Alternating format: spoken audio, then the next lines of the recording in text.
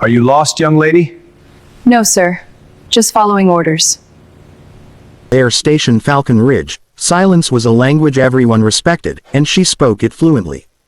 The officers rarely noticed her as she moved between the long polished table and the wall-mounted screens, refilling mugs, wiping small spills, replacing empty creamers. To them, she was part of the background, like the hum of the air conditioning or the faint smell of burnt coffee that lingered no matter how often the machine was cleaned.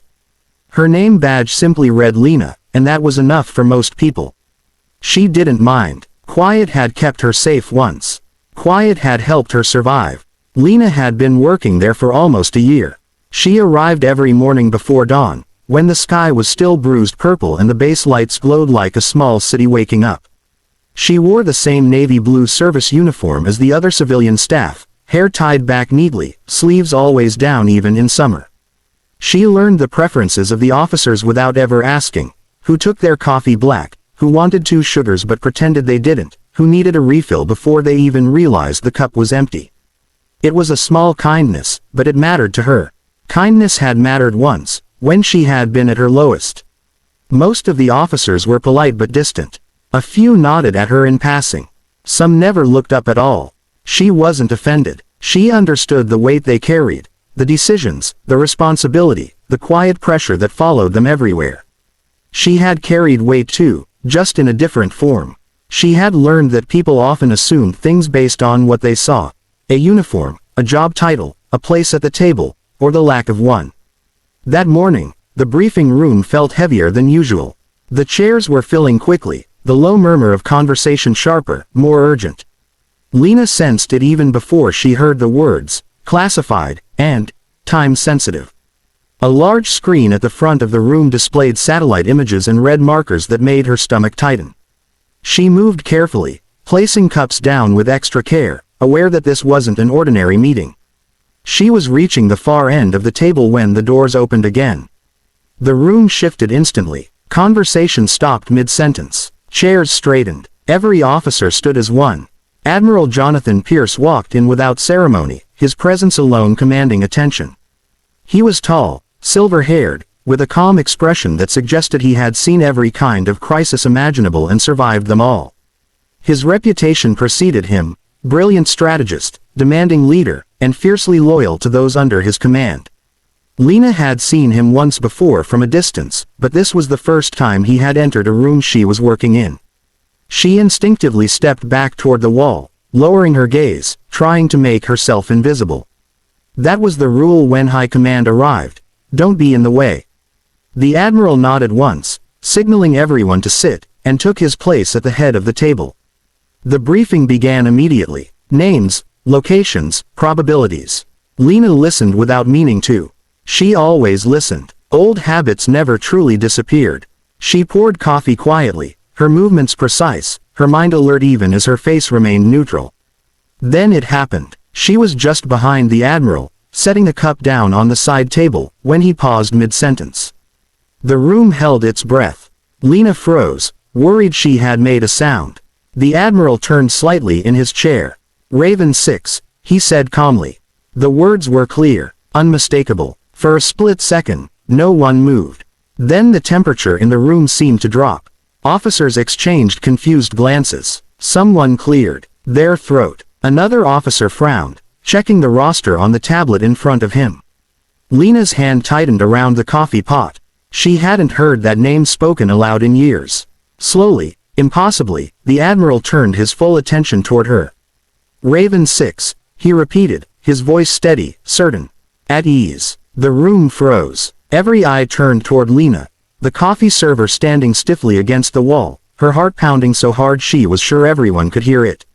For a moment, she considered pretending she hadn't heard, that he must be speaking to someone else. But there was no mistaking the look in his eyes. He knew. She swallowed and set the coffee pot down carefully. Her voice, when she spoke, surprised even her with its steadiness. At ease, sir, she said quietly. The silence was absolute. An officer near the center of the table let out a slow breath. Another whispered, "That's not possible." The Admiral stood. He walked toward her, not hurried, not dramatic. Just deliberate. When he stopped in front of her, the contrast was striking. one of the highest-ranking officers in the Navy, facing a woman most people in the room had barely noticed until that moment. "You're early today," he said softly, almost kindly. "Yes, sir," Lena replied. He nodded once, then turned back to the room. "Ladies and gentlemen," he said, "this briefing will pause for a moment." No one objected. The Admiral gestured toward an empty chair near the table. "Please, have a seat."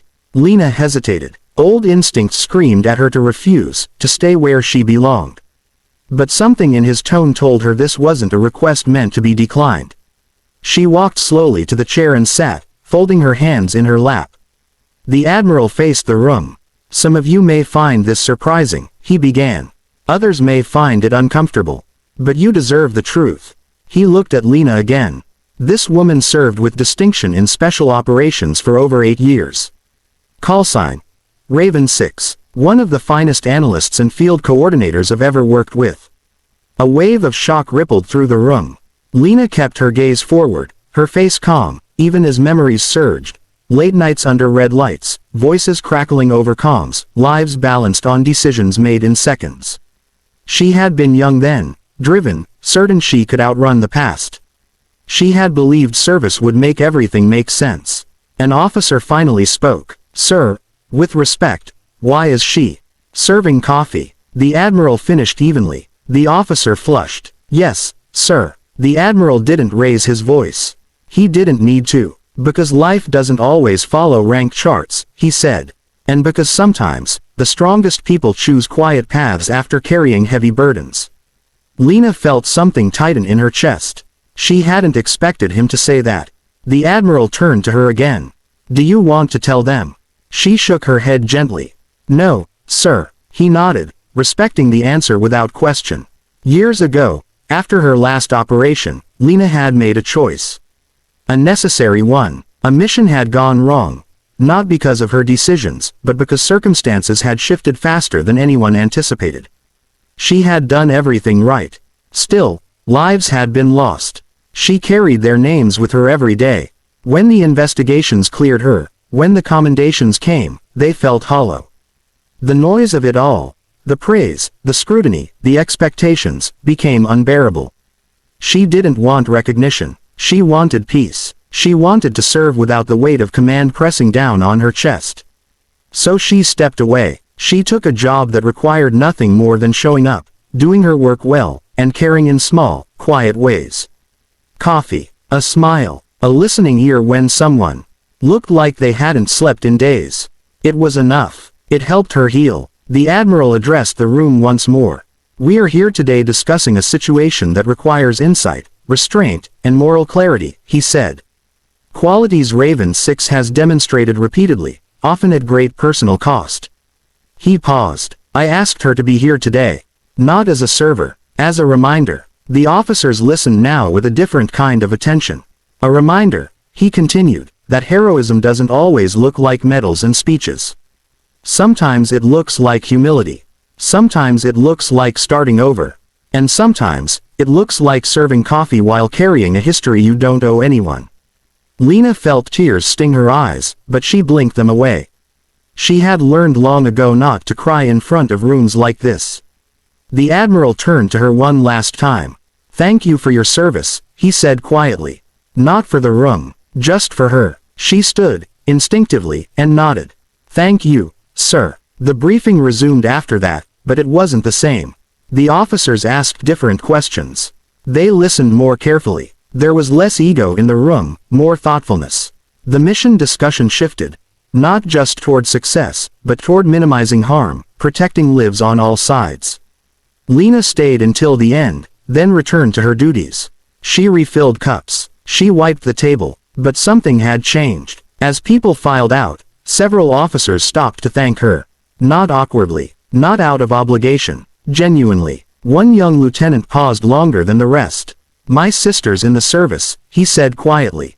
"She's been struggling. Seeing you, it helps." "Thank you." Lena smiled. "A real one. You're welcome." Later that day, as the sun dipped low and painted the base in gold, Lena finished her shift.